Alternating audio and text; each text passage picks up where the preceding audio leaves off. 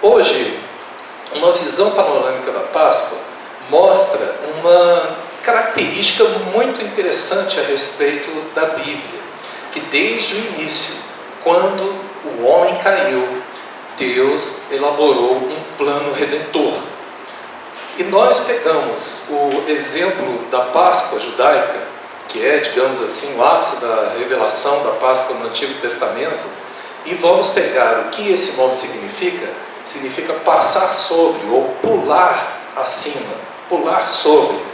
Então nós vemos essa constância da ação de Deus durante toda a história da humanidade, ou seja, o homem peca e, ao invés de ser exterminado pela justiça de Deus, Deus utiliza o seu amor para passar sobre aquele pecado, aquela transgressão e resgatar o homem através do seu amor justo e da sua justiça amorosa.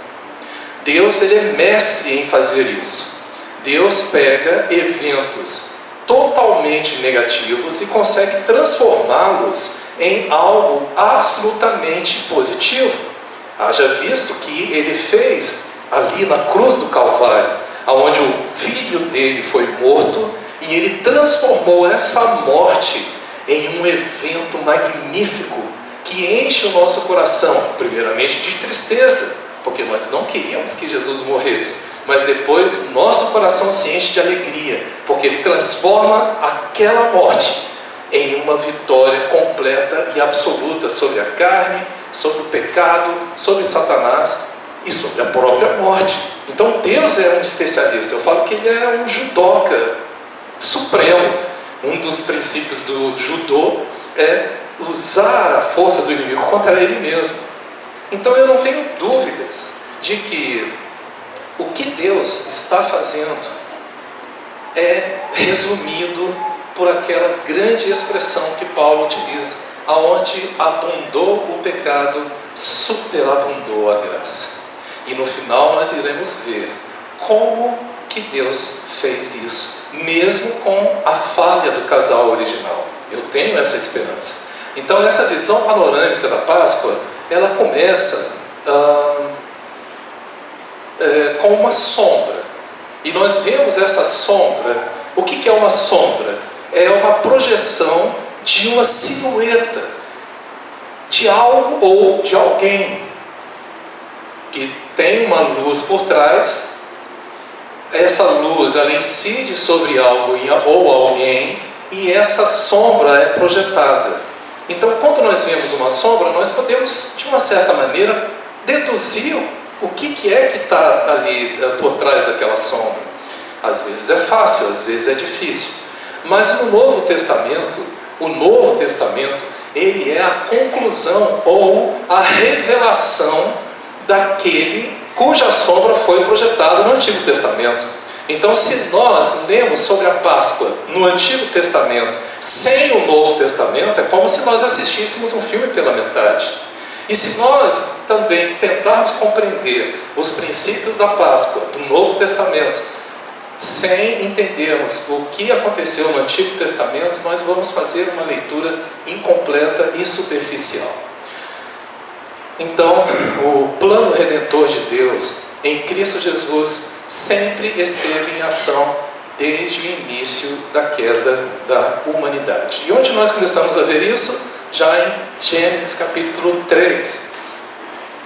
Lendo os versículos 14, 15 e 21, diz assim: Então o Senhor Deus declarou à serpente: Já que você fez isso, maldita é você entre todos os rebanhos domésticos e entre todos os animais selvagens. Sobre o seu ventre você rastejará e pó comerá todos os dias da sua vida. Porém, inimizade entre você e a mulher, entre a sua descendência e o descendente dela. Este lhe ferirá a cabeça e você lhe ferirá o calcanhar. Então é muito interessante a distinção que Deus faz entre a descendência da serpente, que é algo plural, e o descendente da mulher, que é algo no singular.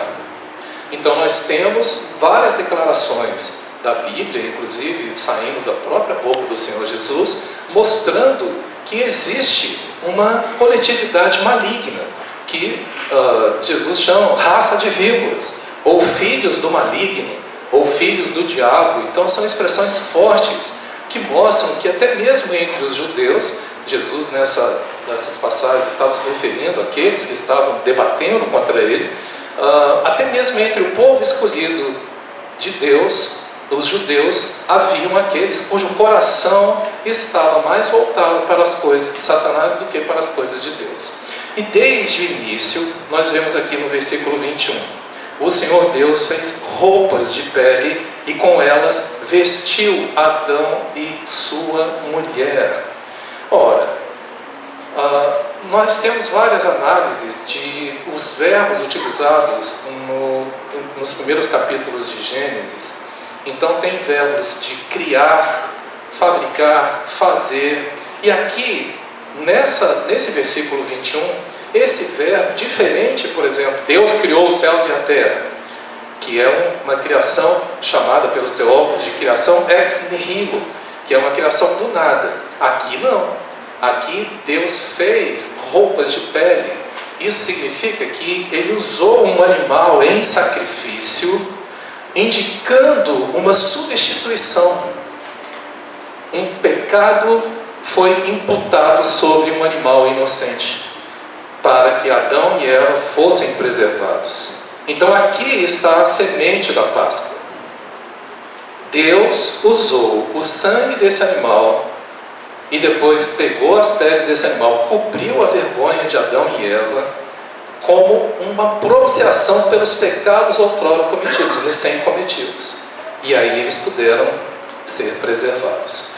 Esse princípio aparece também em Gênesis, capítulo 4, versículos 3 e 5, onde temos a história de Caim e Abel. Passado algum tempo, Caim trouxe do fruto da terra uma oferta ao Senhor. Abel, por sua vez, trouxe as partes gordas das primeiras crias do seu rebanho. O Senhor aceitou com agrado Abel e sua oferta, mas não aceitou Caim e a sua oferta. Olha, o plano redentor de Deus envolvia derramamento de sangue. E Abel prestou atenção nesse princípio.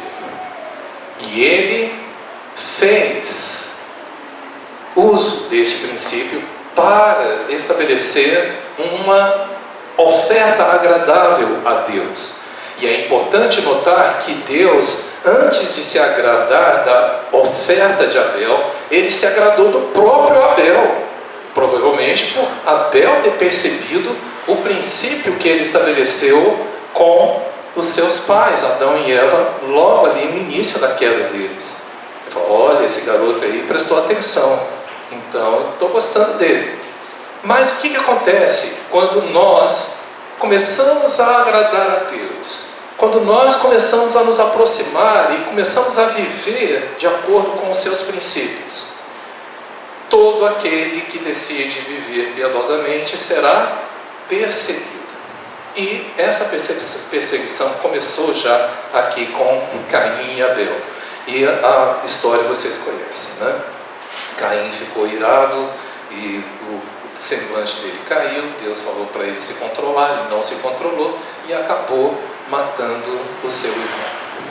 Mas o princípio da Páscoa, ou seja, de ter os pecados redimidos através do derramamento de sangue de uma pessoa inocente ou de um animal inocente, também nós vimos essa sombra aqui na história de Caim e Abel. O próximo trecho, que também é muito interessante, onde nós vemos a sombra do sacrifício de Cristo, é depois que Noé saiu do dilúvio, acabou o dilúvio, ele saiu da arca, construiu um altar, e nós vemos isso em Gênesis capítulo 8, versículos 20 e 21. Ele construiu um altar dedicado ao Senhor, e tomando alguns animais e aves puros, lembrem-se que a ordem de Deus era um casal de cada animal e 7 casais dos animais chamados puros, né? E ofereceu-os como holocausto queimando sobre o altar. O Senhor sentiu o aroma agradável e disse a si mesmo: nunca mais amaldiçoarei a terra por causa do homem, pois o seu coração é inteiramente inclinado para o mal desde a infância. e nunca mais destruirei todos os seres vivos como fiz desta vez. Então, um ponto muito interessante é: o Senhor sentiu o aroma agradável do sacrifício que Noé tinha feito. E muitas pessoas não compreendem: mas que Deus é esse que se agrada em sacrificar animais? Mas agora nós estamos aí passando por uma época aí de proteção, né, aos animais, às vezes muito mais intensa do que a proteção aos seres humanos. Então, pode ter certeza que os judeus, se eles construírem o terceiro templo, eles vão ter problemas com os direitos humanos lá, quando começarem a sacrificar os touros, bodes, cordeiros, lá no terceiro templo. Então, Deus, ele sente algo agradável, por quê? Porque ele está vendo o plano redentor dele sendo obedecido, o princípio está sendo respeitado. As pessoas estão entendendo que algo inocente precisa pagar um preço. O sangue precisa ser derramado. O princípio foi estabelecido lá em Gênesis. O salário do pecado é a morte. Quem pecar deve morrer. E por causa do pecado inicial, ou alguns que chamam original, a morte entrou no universo. Antes não existia morte, ninguém morria, nem animal morria. Mas por causa da transgressão, a morte entrou em toda a criação. E nós vemos isso em toda a criação. A terceira lei da termodinâmica está aí. A entropia, que é a desorganização dos átomos, ela tende a aumentar com o passar do tempo. A vida é uma luta constante contra a entropia. Mas um dia, se seguirmos esse curso, a entropia vai vencer e a vida vai perder, de acordo com a ciência. Mas Deus tem um plano redentor não apenas para o ser humano, mas para toda a criação. Por isso, depois que nós sermos feitos novas criaturas, inclusive com a regeneração dos nossos corpos, Deus vai fazer novos céus e nova terra. Uma outra parte muito dramática onde esse princípio aparece é no trecho que muitos conhecem, sobre o sacrifício simbólico de Isaac pelo seu próprio pai Abraão. E o trecho da Bíblia, em Gênesis capítulo 22, começando com o versículo 1, diz assim: passado algum tempo, Deus pôs Abraão à prova, dizendo-lhe: Abraão, ele respondeu: eis-me aqui. Então disse Deus: tome seu filho, seu único filho Isaque, a quem você ama, e vá para a região de Moriá. Sacrifique-o ali como holocausto num dos montes que lhe indicarei. Na manhã seguinte, Abraão levantou-se e preparou o seu jumento. Levou consigo 2 dos seus servos e Isaque, seu filho, depois de cortar lenha para o holocausto. A prontidão da resposta de Abraão realmente me chama muita atenção aqui. Ele estava sendo chamado para fazer algo até então muito louco, muito impensável. Ei, quem tinha dado Isaque de uma maneira totalmente sobrenatural, utilizando a velhice dos dois, foi o próprio Deus. E agora Deus estava pedindo esse filho para ser sacrificado. Como que é isso? Mas aí a história continua. Abraão pegou lenha para o holocausto e a colocou nos ombros do seu filho Isaque. E ele mesmo levou as brasas para o fogo e a faca. E caminhando os dois juntos, Isaque disse a seu pai Abraão: meu pai? Sim, meu filho, respondeu Abraão. Isaque perguntou: as brasas e a lenha estão aqui, mas onde está o cordeiro para o holocausto? Respondeu Abraão: Deus mesmo há de prover o cordeiro para o holocausto, meu filho. E os dois continuaram a caminhar juntos. Olha que frase impressionante. Deus mesmo há de prover o cordeiro para o holocausto. Então, por um lado, claro que, de acordo com outros trechos da Bíblia, claro que Abraão, pela fé, estava esperando que o filho dele fosse ressuscitado, uma vez que Deus já tinha feito a promessa de que dele, ou seja, de Isaque, sairia uma grande nação tão numerosa quanto as estrelas do mar. as estrelas do céu quanto as areias das praias do mar. Então, por um lado, ele sabia que de alguma forma Deus poderia ressuscitá-lo dentre os mortos. Mas essa frase também, ela dá um indício de que, de uma certa forma, Abraão estava esperando uma saída que Deus poderia providenciar. E aí, qual foi o desfecho da história? Então, Abraão estendeu a mão e pegou a faca para sacrificar seu filho. Mas o anjo do Senhor o chamou do céu e disse: Abraão, Abraão. Eis-me aqui, respondeu ele.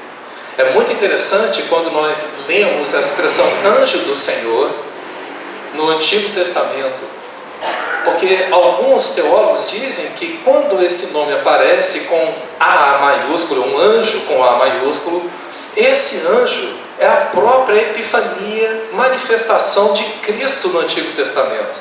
Nós vimos isso também naquele trecho onde Abraão encontra com aqueles 3 anjos. Um deles fica com Abraão e os 2 vão lá destruir Sodoma vão retirar Ló de Sodoma e Gomorra antes que Deus destruísse a cidade. E ali naquela conversa, ele está conversando com o anjo do Senhor, ele chama o anjo de Senhor. E aqui o anjo disse: não toque no rapaz, disse o anjo, não lhe faça nada, agora sei que você tem a Deus, porque não me negou o seu filho, o seu único filho. Abraão ergueu os olhos e viu um carneiro preso pelos chifres num arbusto. Foi lá, pegou e sacrificou como holocausto em lugar do seu filho. É muito interessante aqui a troca que Deus faz das circunstâncias. Em primeiro lugar, nós vimos aqui Isaac como uma tipologia de Cristo, sendo entregue pelo seu pai como um sacrifício de aroma agradável a Deus. Mas por outro lado, nós vemos Isaac sendo substituído por um carneiro. E aí, nesse caso, o carneiro faz também a simbologia, a sombra de Cristo, morrendo em lugar de Isaac, satisfazendo as exigências de Deus do derramamento de sangue. Muito impressionante essa passagem. Uma outra passagem que obviamente fala diretamente sobre a Páscoa no Antigo Testamento é a própria Páscoa. Então, vamos lá para Êxodo 12 e vamos ver qual é a instrução do Senhor com relação a esse momento. Lembrando que o cenário era um cenário de desolação, era uma luta, uma queda de braço entre um homem que se considerava o Deus vivo na face da terra, que era Faraó, e o próprio Deus, único e Deus verdadeiro. Esse homem estava sofrendo, junto com seus deuses falsos, as consequências da teimosia e da desobediência e de não se curvar diante da ordem de Deus, que era clara: deixa o meu povo ir. E veio a primeira, segunda, terceira, quarta, quinta, sexta, até a 9ª praga. E todas essas pragas, elas têm uma característica muito interessante. Alguns estudiosos dizem que elas estão relacionadas diretamente com as entidades mais populares do Egito. Então, a entidade tem um tipo de rã, outra entidade tem um tipo de deus da mosca, um deus tipo mosca, uma outra entidade governa os elementos do céu, uma outra entidade governa a luz. Então, quando Deus vai movendo os elementos e impedindo que os egípcios, com seus magos, os seus sacerdotes, escapassem das pragas, era uma forma de ele mostrar, não apenas para os egípcios, mas também para os israelitas que estavam ali no meio deles, que aqueles deuses não valiam nada. Por que ele mostrava para os israelitas também? Irmãos, aquele povo estava ali no meio da cultura egípcia há mais de 400 anos. Faziam 430 anos que eles estavam ali, imersos, comendo junto com os egípcios, se casando com egípcios. Vocês não acham plausível que muito da cultura egípcia tinha entrado na cultura hebreia, ainda mais que eles não tinham cultura nenhuma. Eles tinham acabado de sair de Abraão. O que Deus estabeleceu como cultura para eles? Nada. A lei, a Torá ainda não tinha sido dada. Então eles eram praticamente egípcios ali. Muito provavelmente cultuavam os deuses egípcios, mas ouviram falar que tinha um Deus dos seus antepassados, Abraão, Isaac e Jacó, que era o Deus verdadeiro, que podia aliviá-los, e foi baseado nesse resquício de fé que eles clamaram ao Senhor, e o Senhor ouviu o seu lamento. Mas de resto, eles eram muito mais egípcios, então era uma forma de Deus estabelecer um princípio muito forte na cabeça deles, e também na cabeça nossa hoje, porque nós não temos uma cultura, digamos assim, muito firmada nos mandamentos e preceitos e leis e princípios espirituais de Deus, porque desde criança nós somos bombardeados com os mandamentos e princípios do mundo. O que é melhor para nós? É dar ou receber? Pergunta para qualquer criança, é muito melhor receber, claro. Então desde pequeno nós somos ensinados a ser melhor, é melhor dar do que receber. Se você apanhar, vai lá e dá um soco nele também lá na escola. Não ajude quem não possa te ajudar. Só ajude uma pessoa que você puder retribuir algo em troca. Ou seja, nós somos cheios dos princípios do mundo. E uma descoberta arqueológica recente, mais ou menos recente, porque não tem muitos resquícios de casa dos egípcios, mas descobriram algumas chamadas portas falsas, aonde tinham algumas inscrições de nomes de deuses gregos. Sabe aonde? Gregos não, deuses egípcios, sabe aonde? Ali nos batentes das portas. Então, quando Deus deu essa instrução em Êxodo 12, de que um animal, um macho, deveria ser morto, e o sangue deveria ser passado ali na verga, na travessa da porta, ele estava apagando da porta dos judeus e de todo egípcio que estava começando a crer também. Não se esqueçam que quando os judeus saem, os israelitas saem, muitos estrangeiros saem junto com eles, porque eles também começaram a acreditar. Então eles começaram a passar o sangue do cordeiro ali, aonde estavam os nomes dos deuses, apagando ali aqueles nomes, cobrindo aqueles nomes com o sangue estabelecido, a ordem do Senhor. E aí, muito interessante também, que diz assim: naquela mesma noite comerão a carne assada no fogo, juntamente com ervas amargas e pão sem fermento. Ao comerem, estejam prontos para sair, cinto no lugar, sandálias nos pés e cajado nas mãos. Comam apressadamente. Essa é a Páscoa do Senhor. Essa característica de apressadamente, irmãos, é uma coisa que aparece constantemente, não apenas na Páscoa, não apenas no ritual da Páscoa, que era o primeiro dia, mas também na chamada festa dos pães asmos, ou pães sem fermento. Os pães eram sem fermento, indicando a pressa da saída daquele ambiente de idolatria e de escravidão. Esse é um princípio também que rege até os tempos de hoje. Hoje, ouvindo a sua voz, não endureçam o seu coração. Então, o Evangelho, os princípios e as leis do Novo, neotestamentárias, elas são feitas para a nossa proteção, desde que nós a observemos de uma forma rápida, hoje. Não vamos ficar pensando, amanhã eu vou obedecer. Não, tem que ser ligeiro. Continuando: naquela mesma noite passarei pelo Egito e matarei todos os primogênitos, tanto dos homens como dos animais, e executarei juízo sobre todos os deuses do Egito. Eu sou o Senhor.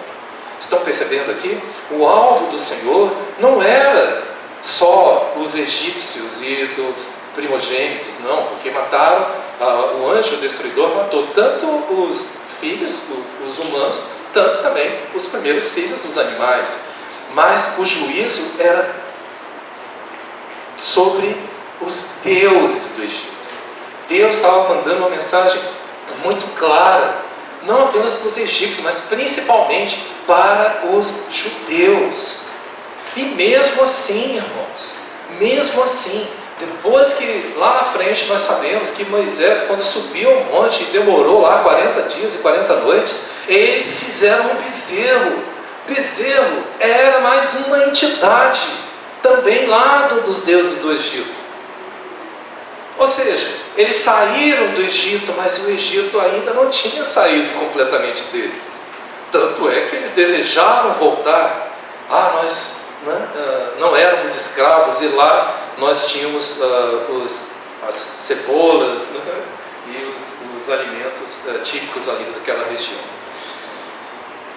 Deus continua: o sangue será um sinal para indicar as casas em que vocês estiverem. Quando eu vir o sangue, passarei adiante. A praga de destruição não os atingirá quando eu ferir o Egito. Esse dia será um memorial que vocês e todos os teus descendentes o comemorarão como festa ao Senhor. Comemorem-no como decreto perpétuo. Todas as pragas que o Senhor enviou, e essa 10ª não foi diferente, elas só pegaram os egípcios e todos aqueles que não obedeciam ao que o Senhor tinha instruído. Mas essa é a única onde Deus ele conta também com a participação do seu povo. Todas as demais pragas eles não tiveram que fazer nada. Vocês lembram? Tiveram. Mas nessa não. Nessa eles tiveram que fazer um ritual, indicando que Deus também espera uma cooperação, uma resposta aos seus mandamentos. Conclusão: não permitam que ninguém julgue vocês pelo que vocês comem ou bebem, ou com relação a alguma festividade religiosa, ou a celebração de luas novas, ou dos dias de sábado. Essas coisas são sombras do que haveria de vir. A realidade, porém, encontra-se em Cristo. Colossenses capítulo 2, versículos 16 e 17. Então, todos esses eventos que aconteceram no Antigo Testamento são sombras para enriquecerem a realidade daquele que é a própria imagem. Agora nós podemos ver claramente o que Deus quis fazer com todos aqueles sacrifícios, com todos aqueles rituais. Vamos ver de uma forma um pouquinho também mais abrangente sobre isso. A realidade da Páscoa no Novo Testamento.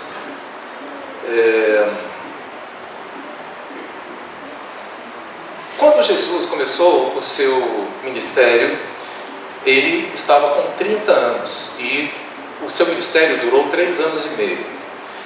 Como Jesus vinha de uma família piedosa, nós vimos isso no Evangelho de Lucas, quando o seu pai e sua mãe o circuncidam no 8º dia e cumprem os regimentos que a lei manda para a oferta do menino, a consagração do menino, que o Jesus era o primogênito.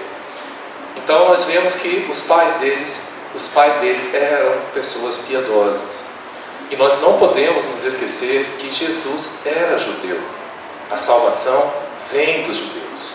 E Jesus, obviamente, durante os seus 30 anos, deve ter participado de várias celebrações da Páscoa. Mas quando ele começou o seu ministério, ele queria trazer uma mensagem diferente. Nós vemos, principalmente no Evangelho de João, 3 participações de Jesus em eventos muito próximos à Páscoa ou na própria Páscoa propriamente dita. A primeira participação dele acontece em João capítulo 2.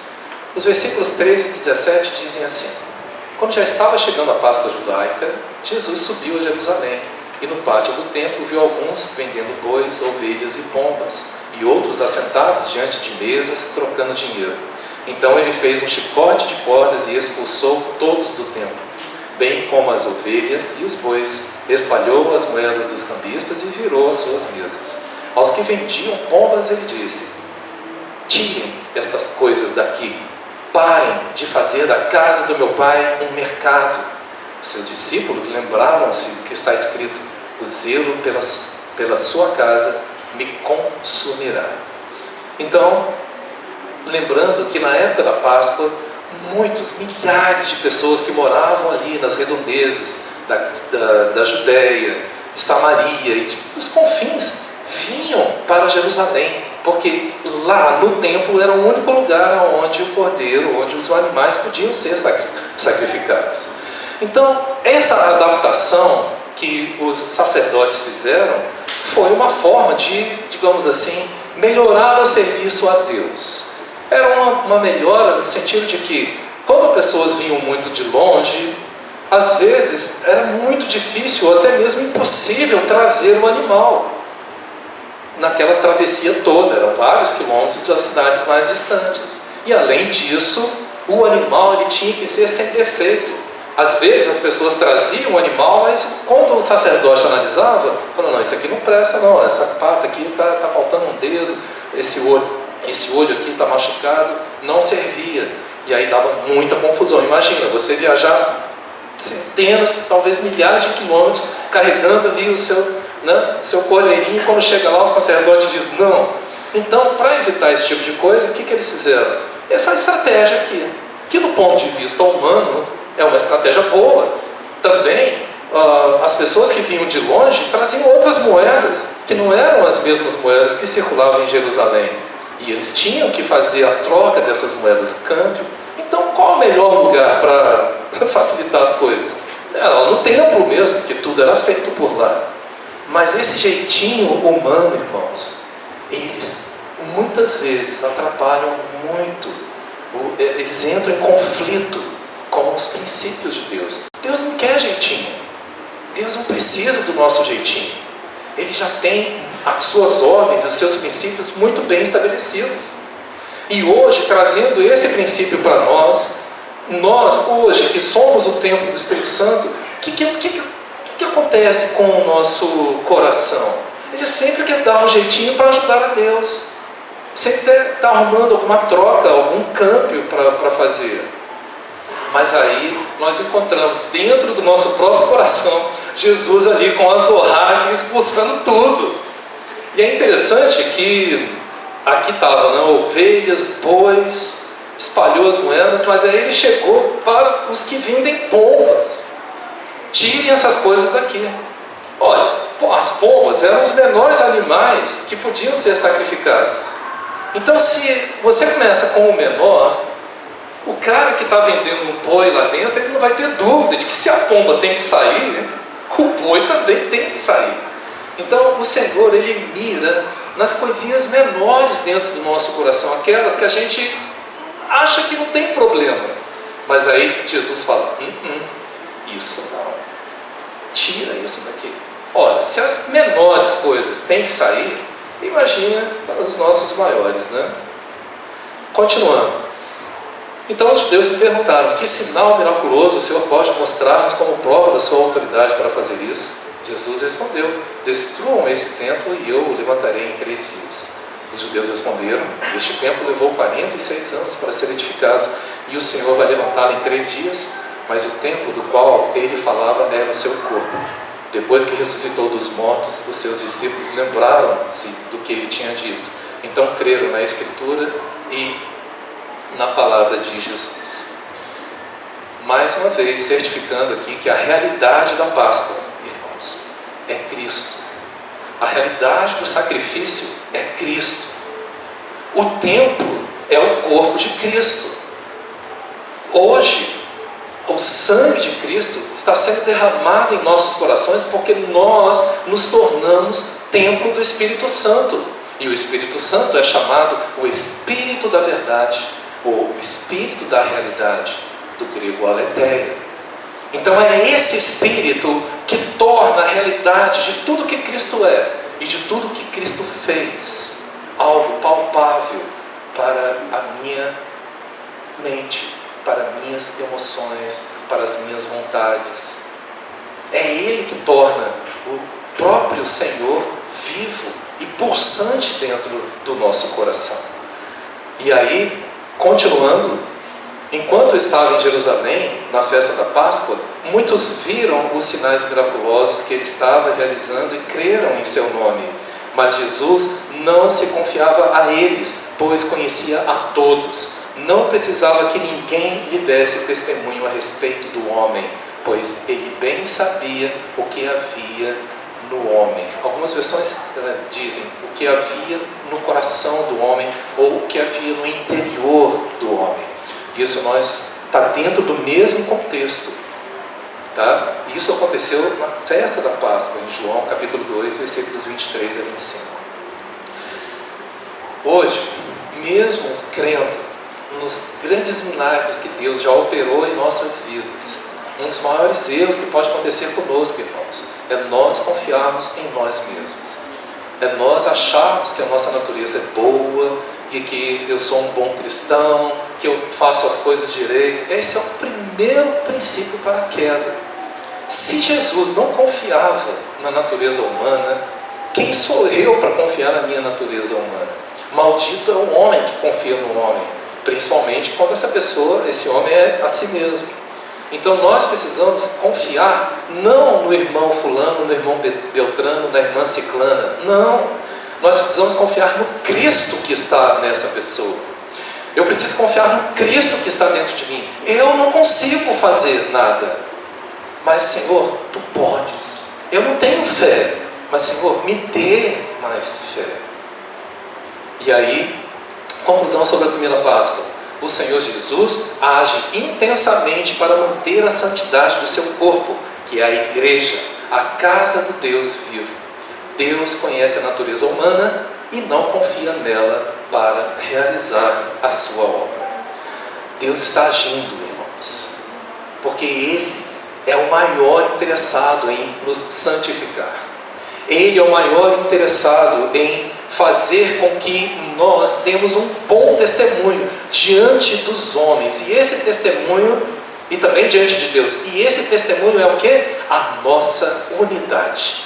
A Páscoa e o sacrifício de Cristo, ele veio como um rolo compressor por cima das nossas próprias convicções, nossas próprias ideologias, nossos próprios individualismos.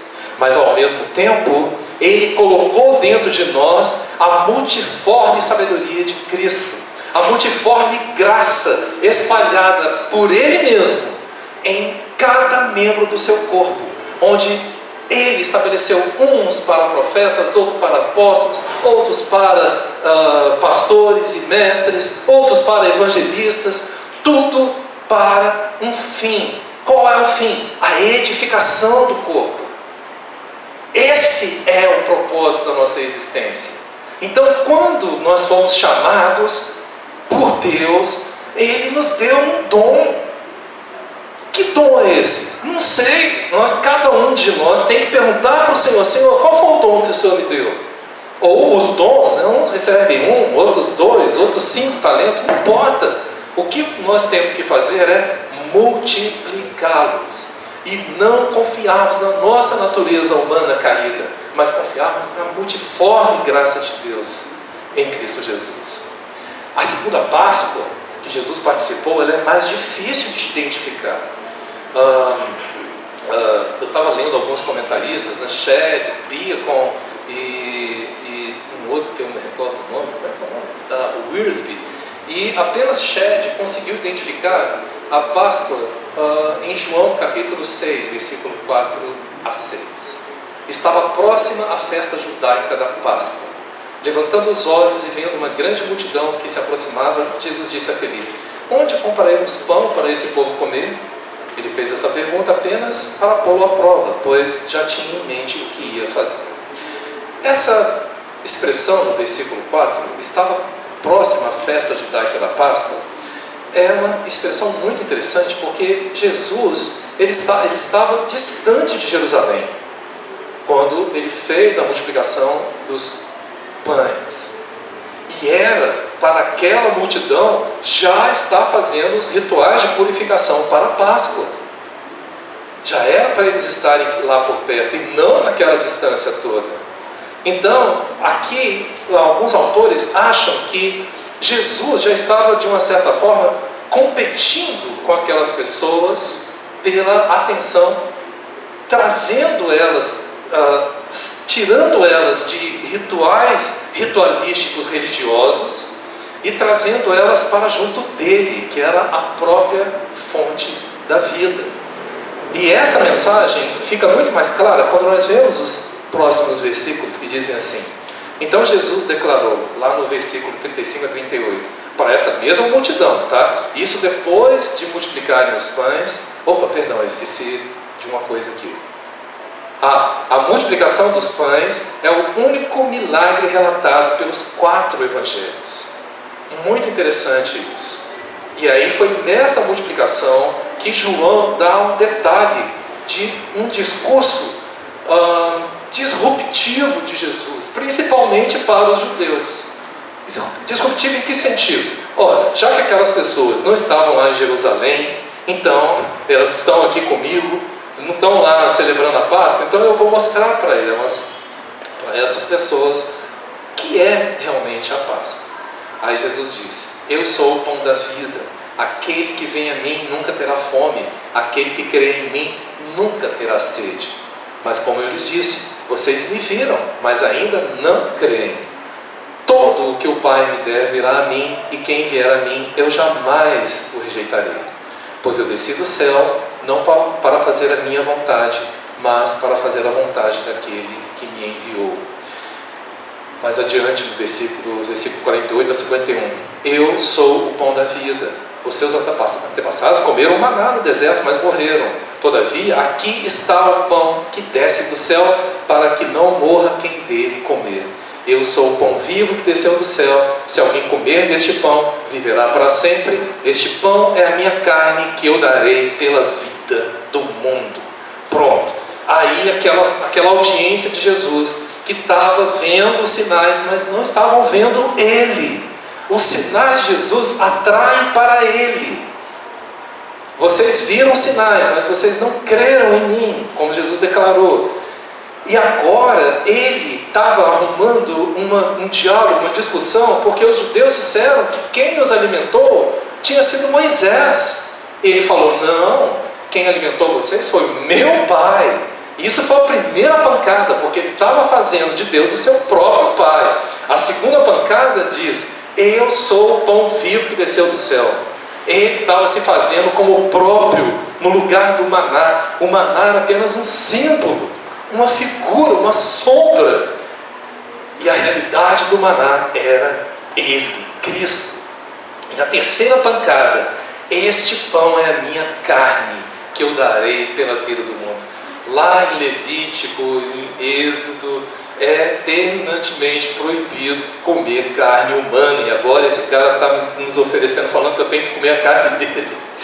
Mais para frente, no versículo 53 e 57, Jesus ainda declara: eu lhes digo a verdade, se vocês não comerem a carne do Filho do Homem e não beberem o seu sangue, não terão vida em si mesmo. Pronto, agora acabou de arrasar a cabeça dos judeus que estavam escutando.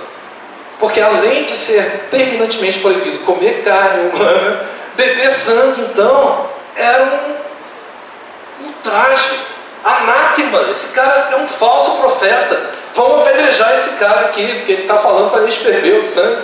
E não é sangue, não é o sangue dele, comer a carne dele. Se vocês não comerem minha carne e beberem meu sangue, não terão vida em si mesmo. Todo que come minha carne e bebe o meu sangue tem a vida eterna, e eu o ressuscitarei no último dia. Pois a minha carne é verdadeira comida e o meu sangue é verdadeira bebida. Vocês viram o que Jesus fez aqui? Ele associou o pão, o maná do Antigo Testamento. E obviamente, depois ele conclui esse pensamento com o pão asmo, que é tomado ali na ceia, com ele mesmo, com a sua própria carne. A carne para nada aproveita, mas as palavras que eu vos tenho dito são espírito e vida. Continuando, Jesus disse: todo que come a minha carne e bebe meu sangue permanece em mim e eu nele. Da mesma forma como o Pai que vive me enviou e eu vivo por causa do Pai, assim aquele que se alimenta de mim viverá por mim ou por minha causa.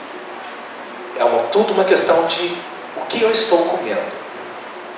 Eu estou comendo de Cristo ou eu estou comendo do mundo, do conhecimento,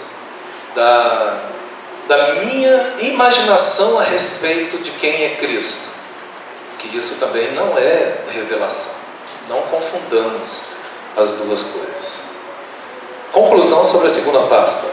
Jesus se revela como o único que pode satisfazer a necessidade eterna do ser humano e também como o único meio através do qual podemos realizar a vontade de Deus. Essa é a mensagem da segunda Páscoa.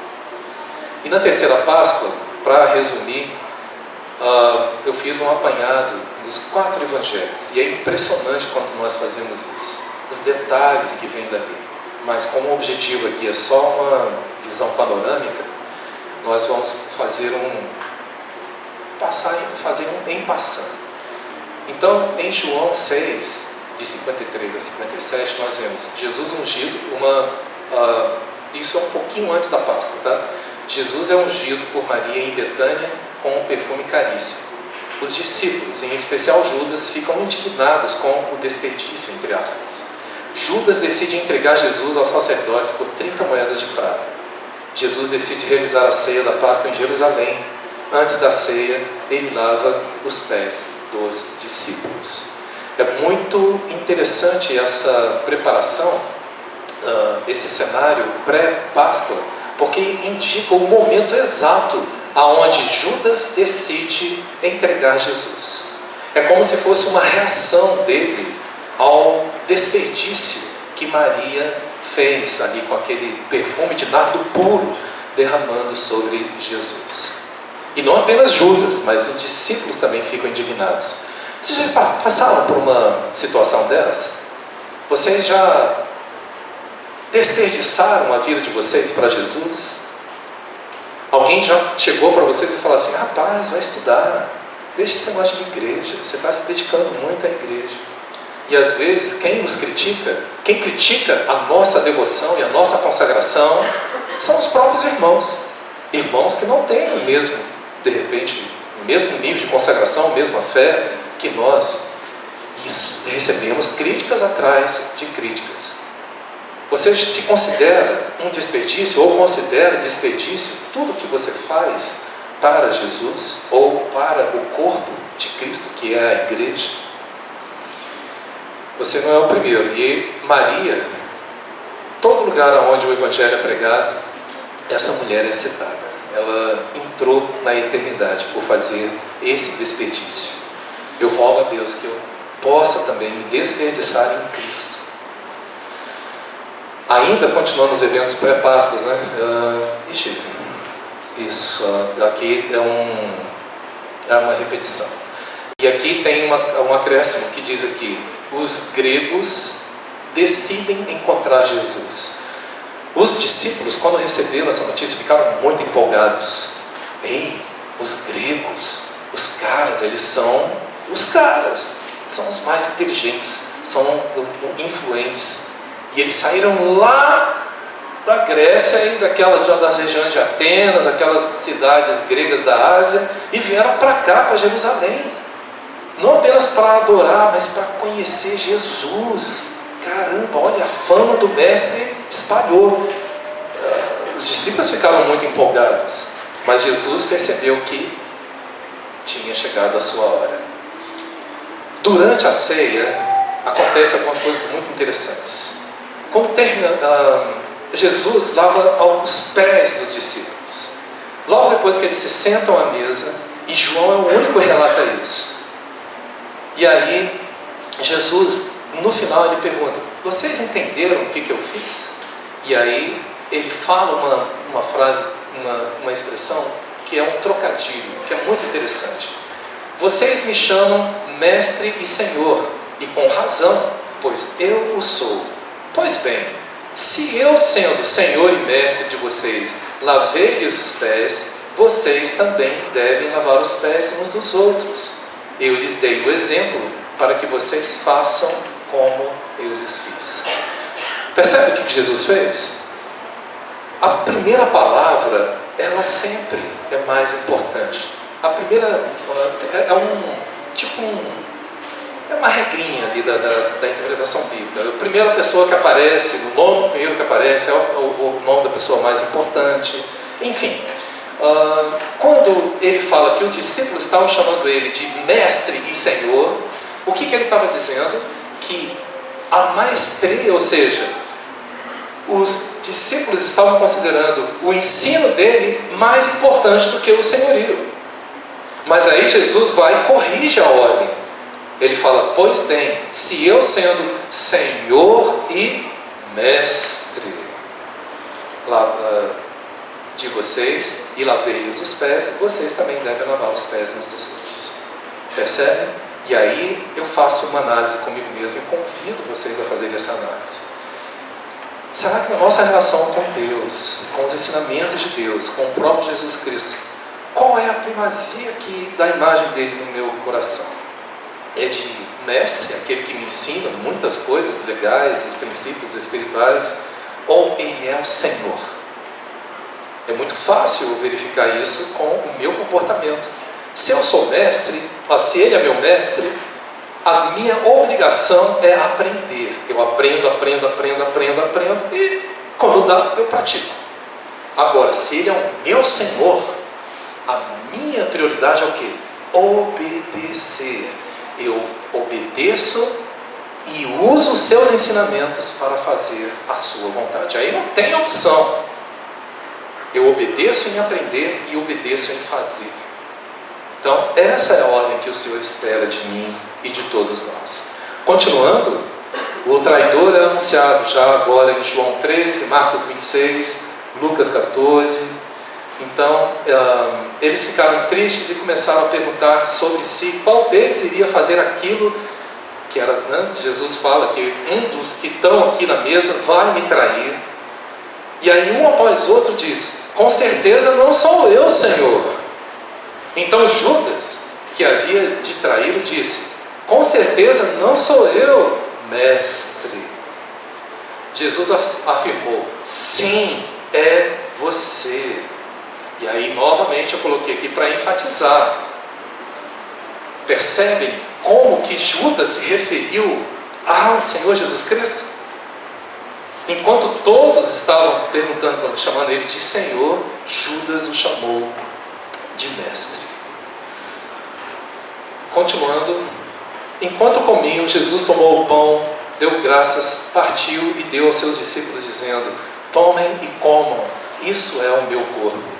Em seguida tomou o cálice, deu graças e ofereceu aos discípulos, dizendo: bebam dele todos vocês, isto é o meu sangue da aliança, que é derramado em favor de muitos para perdão de pecados. Eu lhes digo que de agora em diante não beberei deste suco da videira até aquele dia em que beberei o vinho novo com vocês no reino do meu Pai. Qual que é a única condição para nós tomarmos a ceia do Senhor? É crermos nele. Uma vez que o Espírito Santo estabeleceu a fé de quem Jesus Cristo é, de acordo com as Escrituras, em nosso coração, isso me torna membro do seu corpo. E isso me dá direito de participar da sua ceia. Conclusão. Para concluir essa passagem da questão de Jesus ser a nossa Páscoa, não tem melhor conclusão do que Paulo chegou em 1 Coríntios capítulo 5, versículos 7 e 8.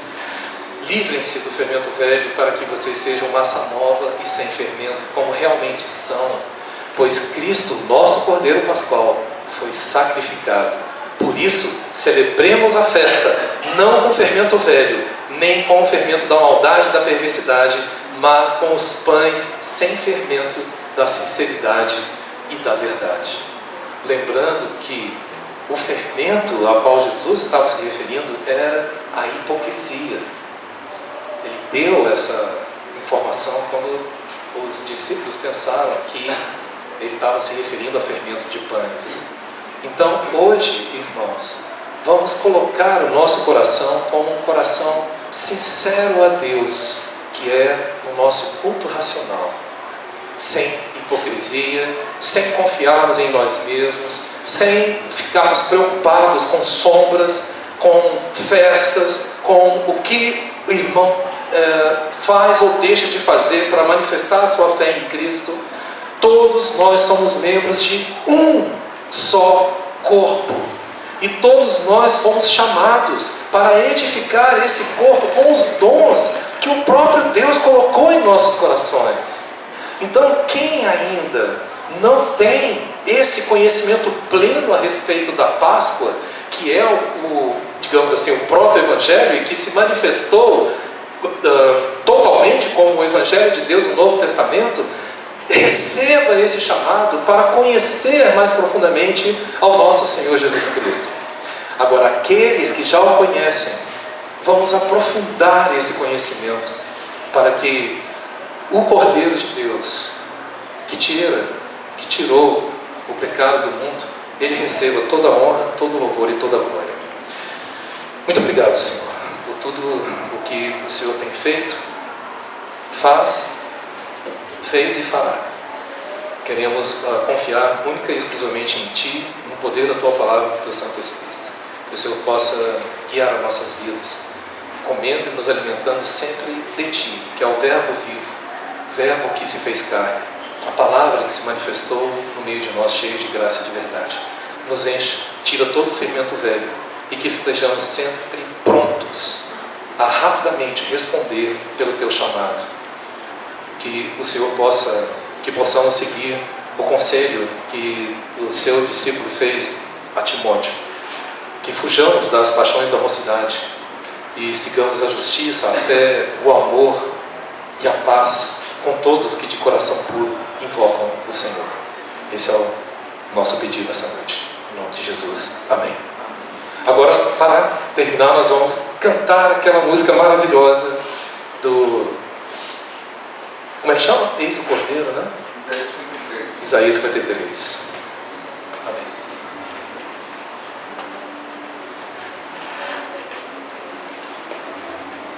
Vamos ficar de pé mais uma vez. Pela graça de Deus que nos alcançou, nós temos como louvar nosso Senhor, como adorar nosso Rei Jesus, que um dia morreu naquela cruz no nosso lugar. Amém?